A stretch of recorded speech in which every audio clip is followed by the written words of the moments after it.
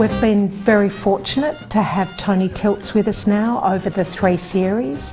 When you've got a genre piece like murder mystery that is so dense often with dialogue and having to make sure that the audience understands clues and suspects, it's very important to have directors that have a visual flair and know how to enhance and create action. It is much easier coming back to, it's like putting, as they say, put the band back together again. It's always fun when the show's up and running is to come back each year and go, okay, how do we do it better than we did last time?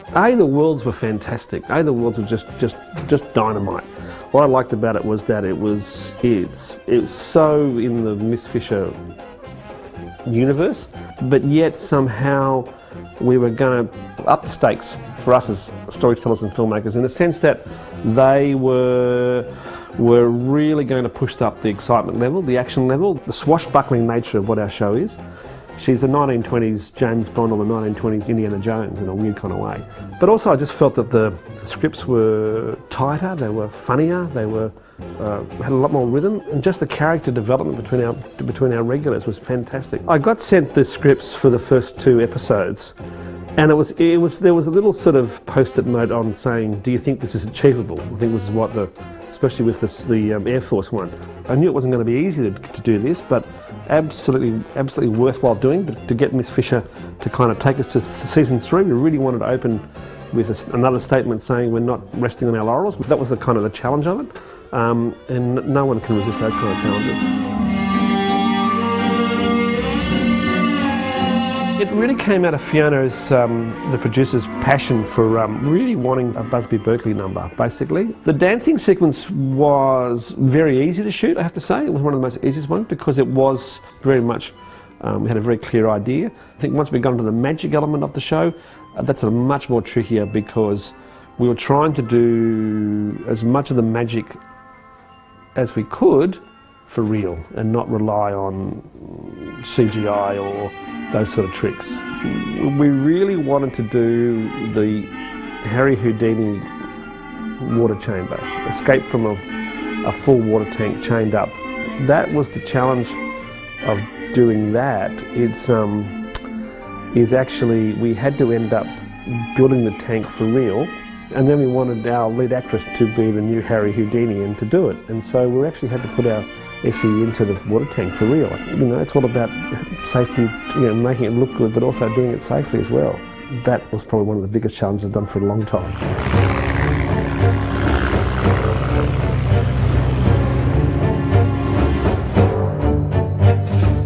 We would always love to do a sequence, you know, with a guy being chased by a plane. And then that's how basically developed episode 2 from that sort of process, really. We had Gypsy Moth by plane. We had an old 1920s bike, BSA motorbike. We had cars, we had guns, shootouts, we had a guy being chased across the field by Nathan on the motorbike. And Nathan's an experienced motorbike rider, so he was able to ride the bike without using stunts.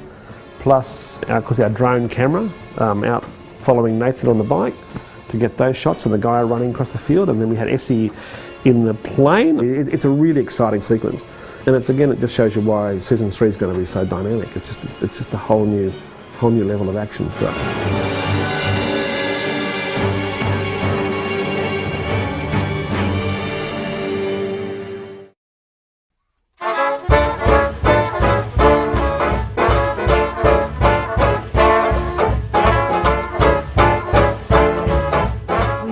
Robbie Perkins, who is our production design. Robbie's sort of been in the industry for a long time. He brings this wealth of experience. Every episode's a different world. So you really need someone that has this amazing grab bag, you know, toolkit that they can dip into to create these different worlds. And with Robbie, he's an internal optimist. Nothing is ever too hard. And when you say we want to now create a circus, he goes out and creates that. You say we've got to create a magic act and someone has to, you know, Phryne has to fall into a water tank. He never says you can't do that. He's a very can-do person and rises to the challenge. Production designer basically interprets the scripts into sets, props, dressings, etc. Generally sort of controls the look of the show, make sure it's sort of period and it suits the script. Episode 1, when I first read the script, I thought a lot depended on a location, that we could find the right location, because it's set in the 20s in a theatre, so really the ideal thing was to find a theatre that had the basic bones to sort of set our own production design in. After looking around, we actually found the Comedy Theatre, which was built in 28, but that fitted the bill pretty well, perfectly. On reading the script, it was pretty demanding, and sometimes the big print might be just a few lines, and actually when you actually get to talk to producers and directors about those few lines of big print, you discover that it's actually a whole stage show. And in this case it was involving a look of the 20s stage productions with lots of dancers and stage setups. And unlike a typical stage production where you get weeks of construction, setting up rehearsals and that sort of thing, we virtually had to pre-construct everything so that everything could be pre-cut, pre-made, pre-painted and delivered on the day of the shoot. I was particularly concerned about the dancers because I knew that they'd probably turn up on the day and they wouldn't have seen the set fully constructed, whatever. So that's one of the reasons why I actually made a small model. They could actually see the heights they had to dance from and the actual floor areas. So I'm taking that to the studio for the dancers to look at and keep while I'm practicing. The theme was sort of more like a mermaid type theme. Greeny, bluey sort of colours with a little bit of gold, so I incorporated those within the set itself, making gold clamshells and silver rostrums or gold rostrums and silver backdrops, so it all coordinated quite well. The tank was quite a big exercise for us as well, because it had to be built to hold nearly a couple of tonne of water, then a solid steel and very heavy acrylic, and it became a sort of very fairly expensive prop to use. But there's a constant pressure on it because it's a fairly short time to shoot a period production in. You have 16 days to shoot 2 one-hour episodes. Sometimes there's not enough time to do full-on detail, so you rely on the team of painters and carpenters and set dressers, props buyers that are all pretty experienced and know their stuff really well, so you do rely on the team to pull it through.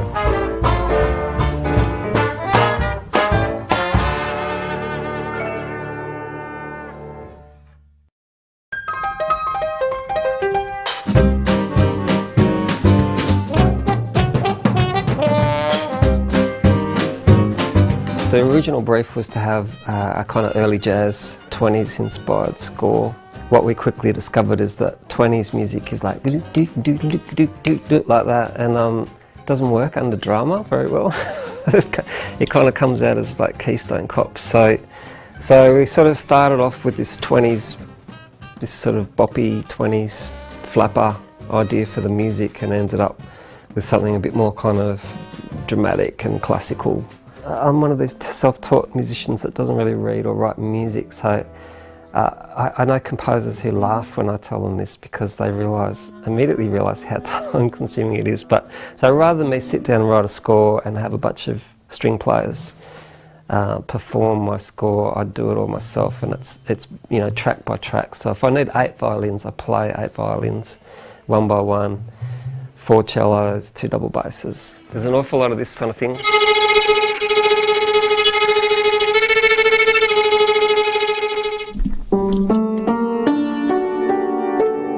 And if someone died, then I'd do this at the end. But no one died, so it's okay.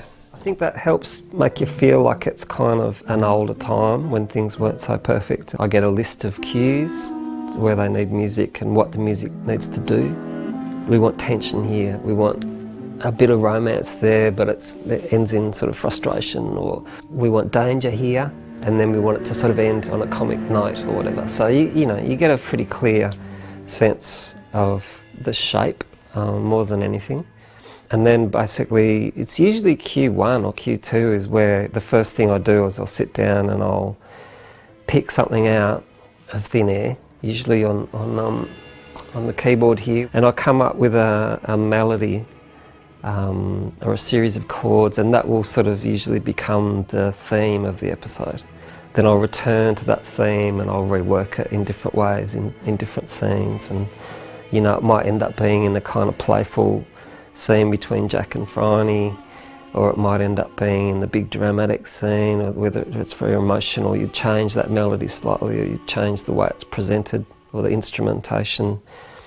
But you're still working those themes right through the episode, and that helps sort of tie it all together. Ep 2 is actually a bit of an exception to the rule, where I actually got a bit of a brief before I saw the final cut, and we'd already talked about the musical flavour for the episode being a sort of Russian militaristic, so those were my kind of key words, So I actually got a rare chance to sort of deliver something to Steve, the editor, ahead of him doing the final cut, so he could actually work with my music while he was finishing the edit.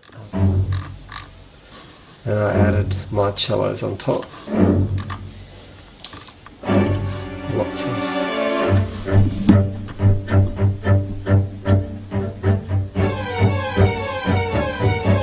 So that's a kind of a basic building block. There's some timpani rolls as well, some horns. I sometimes play the horns myself, but I also use sampled horns. A lot of violins. Here's all the real violins kicking in here.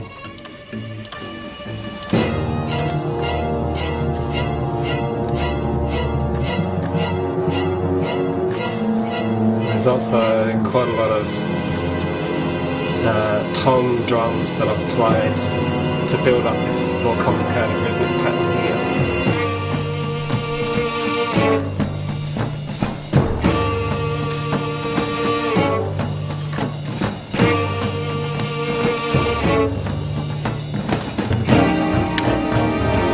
This is the whole thing put together.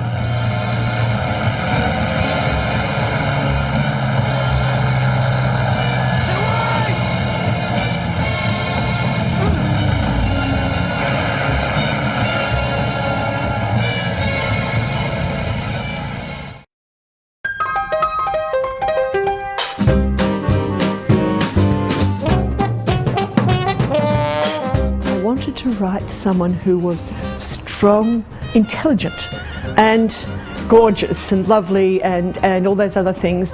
I would not be worrying about men, because the trouble with all the stuff that everybody's writing, that they were all worried about men all the time, and this was just getting on me. I thought, damn it, I want someone who's really delicious. I want her to be amazing. It was a real shock that the amount of argument I had from writers and publishers saying, but where is the beautiful boy? And I thought, there's plenty of those, but they're not terribly important. I love playing the action hero. One, it's an escape from all of the millions of lines I have to learn. So stunt days are a great day because I rarely have to talk. But I love being physical. I love that she scales buildings and breaks into people's abodes, and I loved climbing Parliament House. It's great when your stunt lady goes, gee, you're brave, It's beautiful, great fun adventures to be an action hero as opposed to just being the girlfriend of an action hero. I mean, there are way too many parts where, for women that are completely reliant on men, dependent on men, have to be saved by men. Phryne, I'm so lucky to play her. Phryne gets out there and she does it on her own. Something goes wrong, she races in there first to fix it. She gets the information, she takes the action. It's great to have such a forthright woman who does like the look of men and will very happily spend some time having them touch her skin. But, you know, she's also not going to wait at home for them to call on the phone, or when things go wrong, call them first to see what they would do. Jack, he doesn't look at her like, oh, she beat me to it. He looks at her with like embarrassed admiration. She is clever. She is naughty. He is he abides by the law and admires the fact that she can get around the law so usefully. It is always a dance with Jack and Phryne, because we want Phryne to be a bit of James Bond. We want her to always be the one who is the action hero and solves the crimes and gets herself out of predicaments, but we don't want to emasculate Jack. The way we steer it is that he never loses composure. He's very rarely rattled by Phryne. The challenge is to make him, to work out what it is that needs to shift between Jack and Phryne for them to get together romantically. And Phryne is incredibly independent. She's incredibly worldly, that will never change. But what Jack needs from her is a kind of shift of attitude, and he's not going to make a move until that happens. I think Phryne actually acts as a role model for a lot of the younger female audience. Anecdotally, we get a lot of fan mail and requests from mother and daughters, and the daughters just love Phryne. I think they love the fact that she can drive a fast car, that she's allowed to have a gun. You know, not that we want everyone to have guns, but you know, that she seems to be able to determine her future and make her own choices. And I think you can't underestimate that in Miss Fisher, that she is a great feminist role model.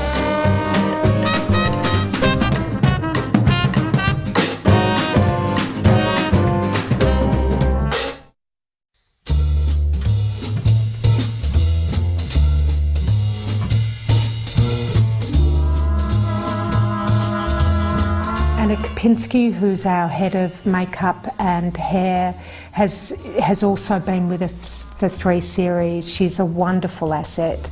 She's created Phryne's look and she maintains it, and she adds creatively to every episode. You're trying to formulate a person so as soon as you see them, you know kind of what they're about, or you get a strong feeling about them.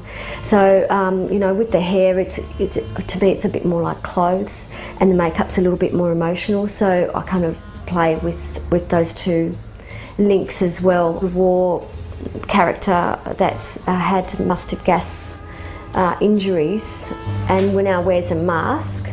The mask was being handled by the art department, so we had to fit in at what we needed to do with the art department. So we were just thinking that he was blasted from one side of the face, so he had lost his eye and nose. Most of the time we saw the piece, you know, the scarring coming away from the mask, and we wanted to damage his ear and melt his nose a little bit, but not make it too horrific. We still wanted to keep it fluid, I guess. James was amazing, and he was very patient with us, and he was really putting himself there in terms of wearing the mask and having his eye covered. So we were experimenting with how we would cover his eye, whether it'd be better off being able to open it underneath the mask or having it taped down. So we did try both variations, so his comfort would be paramount.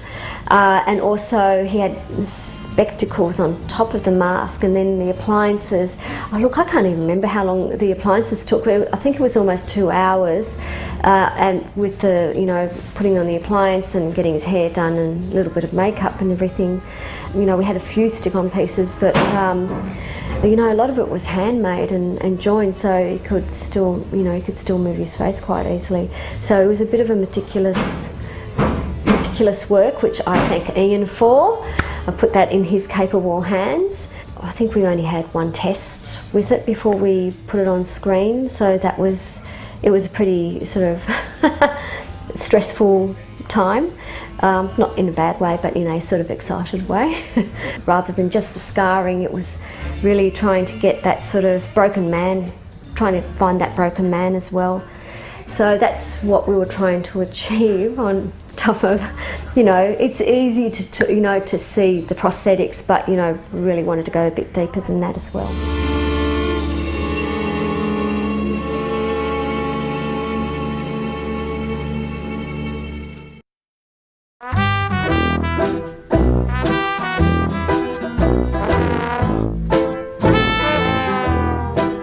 I'm enjoying the episode that I'm doing now very much. Of course, it's lovely to be in Rip and Lee. I feel very proprietorial about it. And the scenes I'm in show a slightly more vulnerable side of Aunt Prudence than perhaps normally we expect, because she's a bit of a battle axe, really. You see her going through a kind of trauma. And I think it, as an actress, of course, it adds, for me, more depth to the character. I love being in this because it has created a world that we all inhabit, and it's truthful because of Kerry Greenwood's excellent research and knowledge of the period. It is very correct and precise, and the people feel very real. So that's really why I come back. I think the writing is terrific. And this episode that I'm doing at the moment is about the treatment of mental illness, because Prudence has given over her house to a doctor who is working with rather deranged ladies. And there is a risque element to it as well, because it is, I'm not going to give too much away, I have to be rather careful about that, but there are very strong sexual undertones. I do love being an actress. I'm grateful that I've managed to stay in the business this long and haven't been found out yet. I didn't go to drama school, so I've never been formally taught how to act or how to work on a part. So everything that I do is instinctive, really. And when I read a text and I read the scripts, and I know Aunt Prudence now because this is series 3, I just try to find the truth in the line so that it really sounds as if a human being, Aunt Prudence, is saying it. She's not always a nice woman. She's in some ways an angry and disappointed woman. But she has a sense of humour, and she's brave. And I think you try to show a person in their entirety, the good and the bad, and not to make judgments, to go from the inside out rather than from the outside in. That's the way I work on all parts, and Aunt Prudence is a great favourite of mine. She just glows on screen, and she can bring such depth and instant honesty to those really dark and sad moments that do exist inside Phryne, and they're just so much better when a great actor acts them. Like, you just go, oh, she is like mother of pearl. She's like glow in the dark, beautiful and funny, wicked thing.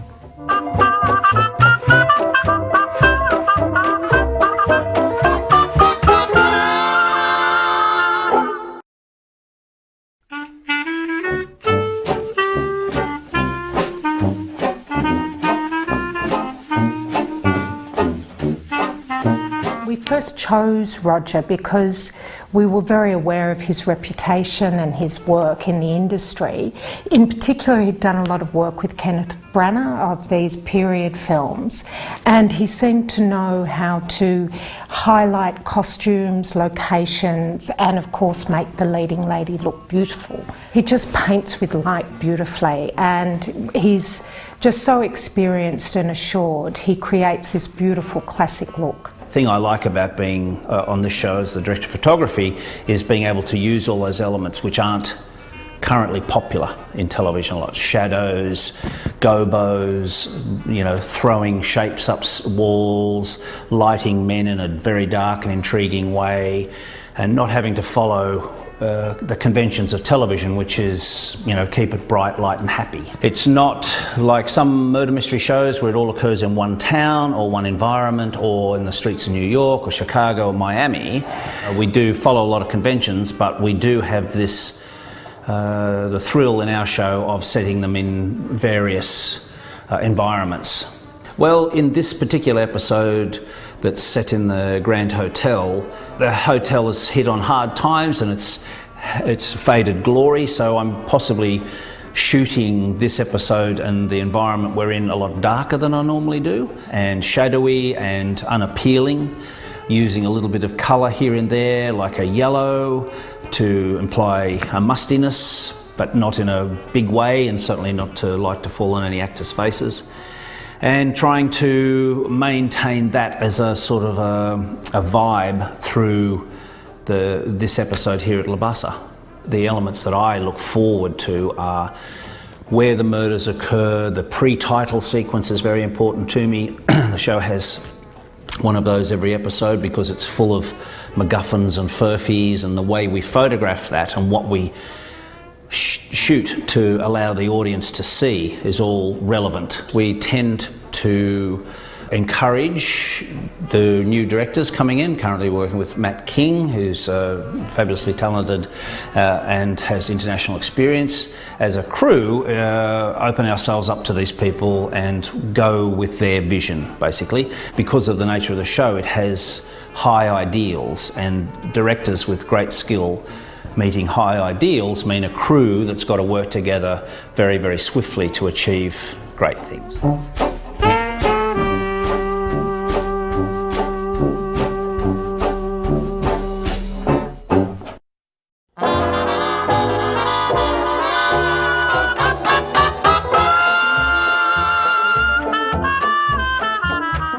Boyce is our costume designer. Marion, of course, loves the 1920s. She's got her own collection, and we were able to entice Marion to the series because of this, and she's been an incredible asset to the series. She is a stickler for authenticity. She strives for what's the best in the show, and she sort of keeps us all on our toes. So I started a campaign in the second series and used to turn up to meetings with all tennis rackets, tennis brooches, all sorts of things. I was very cheeky, and I was lucky enough that the producers probably took pity on me and actually finally gave me a tennis episode. Tennis was one of those irresistible images. The whites in beautiful green backgrounds against gorgeous homes, really grand homes. We always, for each episode, we know where the locations are going to be. We look at all the location photos because you don't want someone singing into the wall, but you don't want it too high contrast. It also has to go with the mood of the piece, so you've got to try and piece it all together. You have to be very careful with white. You can't have too high a white, you can't have a very sort of strong blue white. You have to actually play whites and creams and winter whites and slightly pink whites together to actually create a beautiful palette. There's an enormous amount of detail. Every costume is put together. It's not just designing a frock. You have to design hats, you have to find the perfect accessory, the jewelries, the brooches, the gloves, the handbags. Sometimes it will take us 8 weeks just to complete one single look. This is an original pair of 1920s shoes that I managed to find in the States. It's quite hard to find something that's bigger than a 7.5 because we're a lot bigger than we used to be. These shoes, I had to play tennis in these shoes, which are probably from 1920. They're very delicate, extremely old. They've been repainted about 1,000 times. And yes, playing tennis in high heels is another one of my newly acquired skills. This is an original velvet jacket from the 1920s. It's in incredibly good nick. A woman incredibly kindly donated this to us. When she first sent me a picture of this jacket, I fell absolutely in love with it, and I could just imagine it in this episode. So I was actually thrilled that we were able to use it, and designed all the pieces around it. So thank you very much. So this was a dress that we designed for a soiree, and it's a piece of fabric I actually bought in Italy, and so is this, which is the most magical sort of crazy sort of flame fabric. It just, when it's lit, the whole thing becomes alive. It's like a fire. The thing about the 20s cutting is that it's got all of these panels in it, so it's not just a slab of fabric, it's all of these interconnecting panels which then give it movement, because the fabric's actually working against each other, so it swings. So a really, really big part of what made the 20s so elegant was actually the swing. We're very proud of what we achieve with such a small crew. We search all sorts of places. Everybody's always searching and ferreting, and it's really exciting when a whole piece comes together and in the way that you want it to. We're quite relentless. If you want a particular colour feather, it gets dyed. Everything, so there's an enormous amount of tests of building colour and building palettes, and so everything, it's not just finding a yellow feather, it has to be the yellow feather.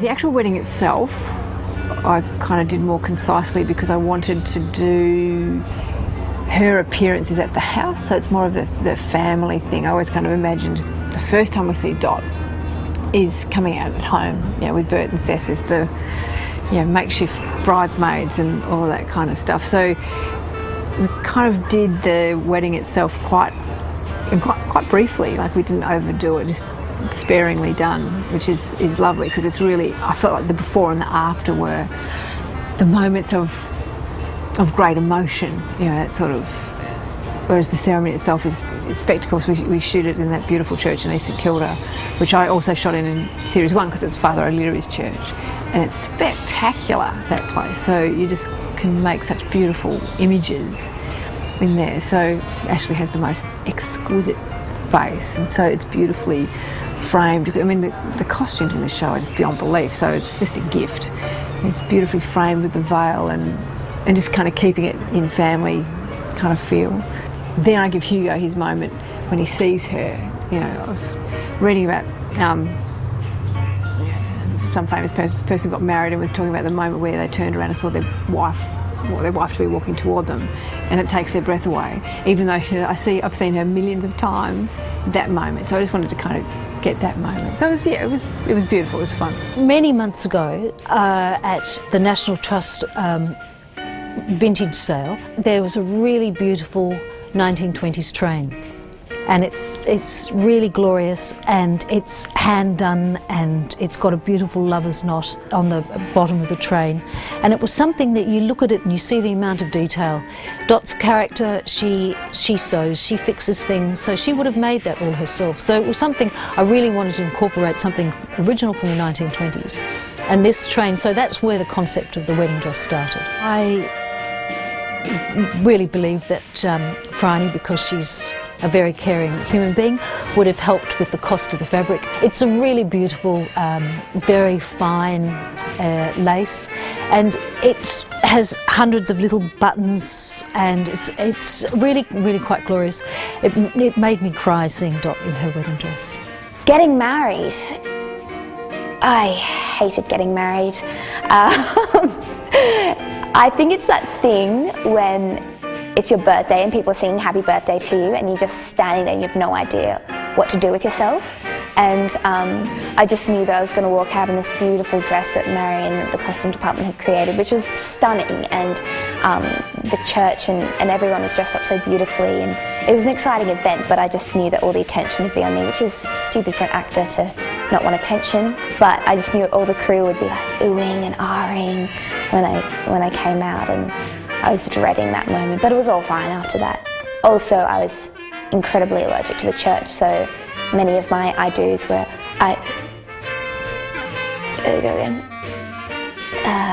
and just like tears of allergies and running nose, so it wasn't quite as romantic as it should have been, but it was an event in itself.